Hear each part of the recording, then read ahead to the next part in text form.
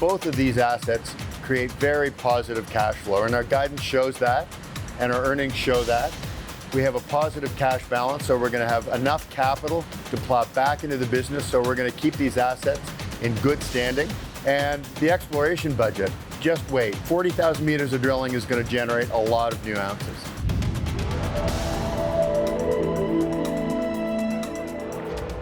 Calibre Mining Corp is a client and sponsor of PinnacleDigest.com, whose parent company owns shares of Calibre Mining Corp. Please read the full disclosure at the end of this video. I'm coming to you from Managua, the historic capital of Nicaragua, a diversely populated metropolis, home to over 1 million people. Barely here for 24 hours, and I've already been welcomed to this beautiful Central American country by its friendly and patriotic people, warm weather, and stunning cathedrals. Nicaragua is a bicoastal nation with a warm climate, beautiful beaches, and mountainous passes, including a stunning volcanic belt, which hosts the Masaya Volcano National Park.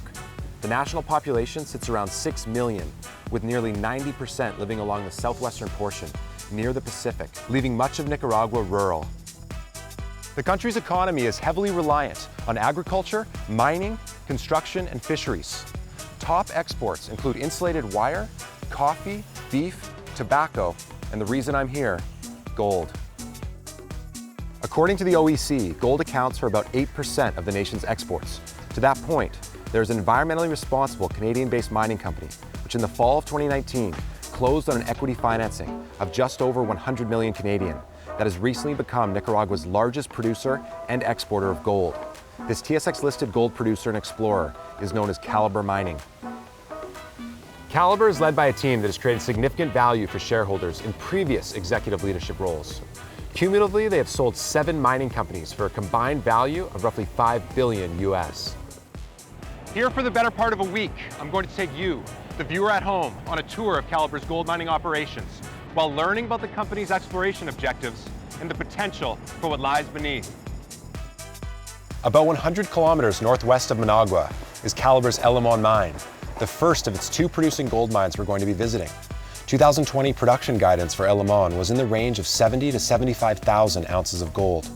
Adding to the intrigue of this asset is its discovery and expansion potential.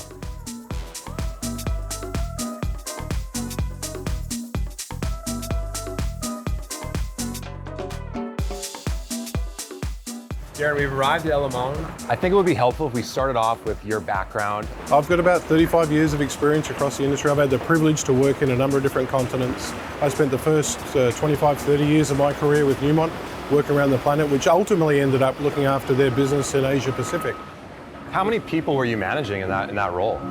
In total, about 14,000 people were under my jurisdiction, which represented about 35–40% of Newmont's EBITDA and total production. So it's a fairly expansive role, spread over 8 operations, 3 countries, Australia, New Zealand, and Indonesia.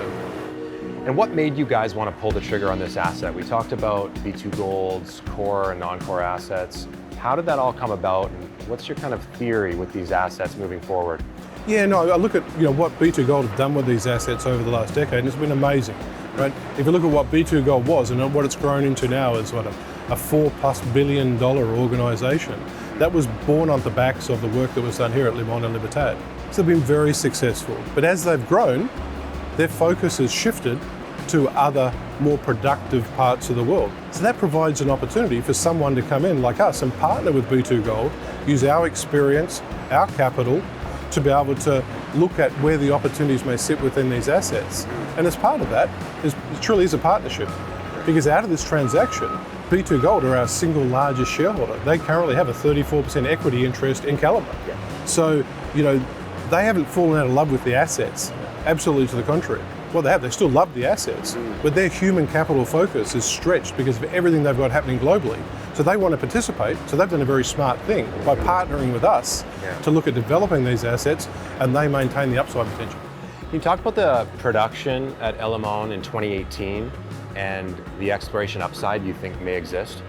There was a pivotal year in 2018.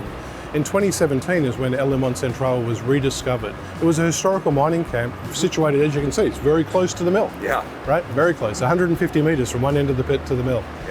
Yeah, that was a pivotal point for Limon, right? So during 2018, that facility was permitted and then came into production in 2019. Look at 2019, full year production out of Limon, which a significant portion is going to come from our Limon Central open pit. We're looking at guiding just over 60 to 65,000 ounces for the full year production. Step back, B2 Gold guided 55 to 60,000 ounces for full year production. We took ownership of the assets on October 15th. We went out with guidance for the stub quarter, October 15th through December 31st of 14 to 17,000 ounces. We're absolutely on track to deliver that, which will provide a consolidated full year estimate, in likelihood 60 to 65,000 ounces. For 2019? For 2019. So how does that position you guys for 2020? Off the back of a very successful 2019, where we're looking at 60 to 65,000 ounces. We've just recently guided 2020 production of 70 to 75,000 ounces. And that's predicated on the back of a fixed plant capacity at 500,000 tonnes, but increasing grades, predominantly coming out of our Limon Central. Let's talk about the grade and the geological upside that you guys believe, exists here. What we've seen very positive performance in 2019. If we look at what B2 Gold guided, we've exceeded performance in that space out of Limon grades. Going forward, we anticipate that to continue, and we've always anticipated improving grades with depth. Yeah. What you find when you look at a long section through the deposit, you see that the drilling basically ended in grade. So there's extensions both down dip and along strike, and that's where the majority of our exploration focus is in 2020. Right. It's less about converting resources into reserves, it's more about extending and understanding what could exist at Limon Central.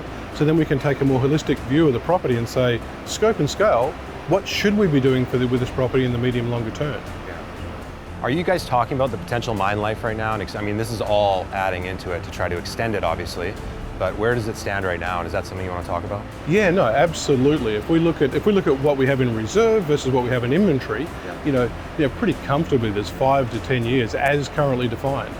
Now, extending that is going to be our focus in 2020. And that leads back to our previous discussion in and about scope and scale.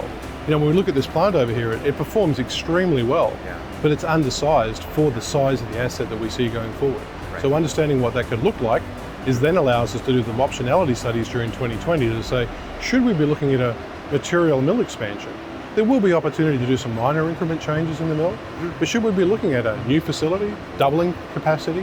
What would make sense from an asset perspective going forward? Production numbers aside, what have the all-in sustaining costs been coming in at lately?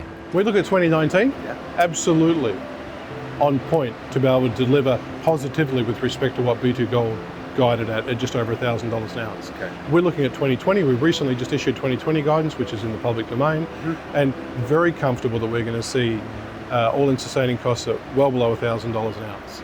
And that's with a significant level of investment front-end loaded. We look at 2020, there's probably $100 an ounce that'll be spent on investment capital vis-a-vis exploration drilling and tails dam expansions in the first half of the year. So much of Calibre's story is about its discovery and expansion potential. To learn more about that, I'm going to be talking with Mark Cianci, Calibre's exploration manager. With respect to Limon, how much of the asset has been drilled?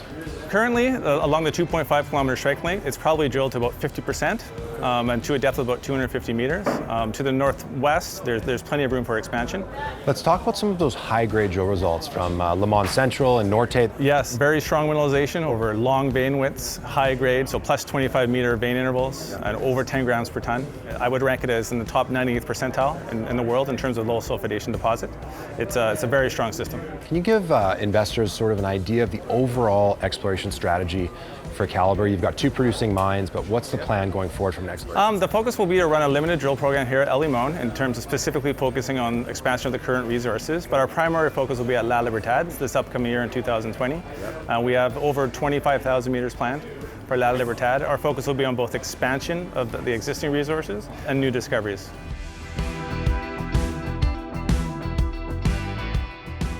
We're committing to upgrading and installing potable water supplies at Santo Domingo, La Libertad and Limon. And each of those programs is about $900,000 at Libertad and Santo Domingo and about $900,000 at Limon, right?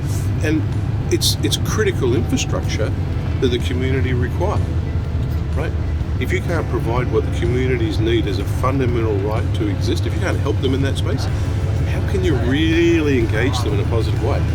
we'll look at developing some eco-farming on our reclaimed lands, but make that land available for the people who don't have land to be able to benefit from. Right, some of those sort of programs. Look at things a little bit differently. Today we're off to Calibre's other producing gold mine known as La Libertad, an open pit and underground operation. The mine site has a processing plant with capacity of approximately 2.2 million tons per year. Combined with Limon, Calibre's 2020 consolidated production guidance is roughly 140 to 150,000 ounces of gold. We're meeting with company director, Douglas Hurst. Doug, the last time I saw you, we were in Nevada. That company was bought out shortly thereafter. Yep. You've been on a bit of a hot streak the last 10 years. First international royalties, new market, Northern Empire. What's brought you to Nicaragua? Why are you here? That's the core management that came from Newmarket is at Calibre. We've also added a few extra really qualified people, and it was a great group to work with. When we look at La Libertad, what capacity is that right now? Can you guys scale up, and where does it go in 2020 and beyond? Yeah, La Libertad, now that we've just bought these assets, we're starting to get our head around them. The first thing that we did was that we choked back the capacity a little bit, just so that we could manage the process a little better. So the mill is running about 1.4 million tons a year right now, but if we bring on that other crushing line, it can go up to 2.5 million tons a year. So there's lots of excess capacity. But by choking it back to 1.3 or 1.4 million tons, we can manage production a little easier with the ounces that we do have. Looking at your current resources and into the future from an exploration standpoint, what are you guys hoping to do? So the easiest answer is just looking at the exploration budget. Yeah. Limon is going to have about $3 million of drilling this year, and La Libertad is going to have about 10. So this is our focus. Because the mill can be expanded, we want to be able to add as many ounces as we can through the drill rig. Just to give investors more perspective, $10 million, that's a lot of money. How many meters is that going to get you in drilling? Yeah, that'll be about 40,000 meters of diamond drilling. And what we'll be testing a mix of targets, some targets that are close to the mill, close to production, but we'll also be starting to test targets that have never been tested before. For speculators, Doug, and investors looking to put risk capital to work in the gold sector, why look at Calibre when you look at the entire story? Why should investors be looking at Calibre now in January 2020? Well, they should be looking at Calibre for a couple of reasons. The best conservative reason is that both of these assets create very positive cash flow, and our guidance shows that, and our earnings show that. We have a positive cash balance, so we're going to have enough capital to plow back into the business, so we're going to keep these assets in good standing. And the exploration budget, just wait. 40,000 meters of drilling is going to generate a lot of new ounces. It's been a pleasure, Doug. Thanks for meeting with us. Very good, thanks.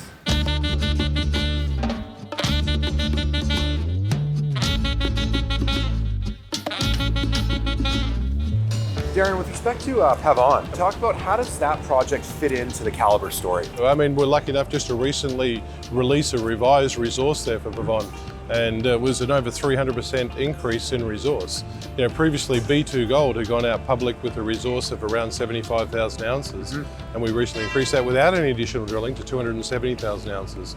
So we see, huge upside potential there. And what's really exciting about that is the additional resource that we released was about an 8-gram sort of material in Pavon Central. Very high grade. Yeah, very high grade. So huge leverage on the open capacity we have here at Libertad. Yeah. Right? And with respect to the budget, are you guys going to be continuing to drill Pavon?